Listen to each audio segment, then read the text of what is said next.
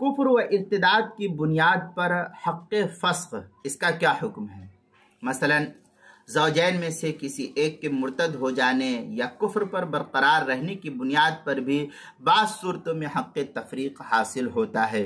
چنانچہ اس کی تفصیل جو ہے بدائع الصنائع میں ہے، لوقوع الفرقہ بین الزوجین اسباب ومنها اباء الزوج الاسلام بعدما اسلمت زوجته فی دار الاسلام ومنها، اس طریقے کی عبارت جو ہے بدائع الصنائع کتاب النکاح بیان ما یرفع حکم النکاح جلد نمبر 2 صفحہ نمبر 654 اور 655 جو زکریا بک ڈیپو دیوبند کا ہندی نسخہ ہے اس کے اندر۔ اسی طریقے سے الموسوعۃ الفقہیہ میں ہے اسباب الفرقہ الی قولہ الفرقہ بسبب الردہ، ذهب الحنفیہ والمالکیہ الی ان الردہ سبب للفرقہ۔ یہ الموسوعۃ الفقہیہ کی عبارت ہے جو کیا نام ہے حروف تہجی کے اعتبار سے لفظ ہے فرقہ، لفظ فرقہ کے تحت جو ہے آیا ہے، جلد نمبر 32 صفحہ نمبر 108 سے 110 تک جو ہے اس کی تفصیل ہے۔ کتاب المسائل 5 جلد صفحہ 317 پر بھی اس کی تفصیل نقل کی گئی، وہاں دیکھ سکتے ہیں۔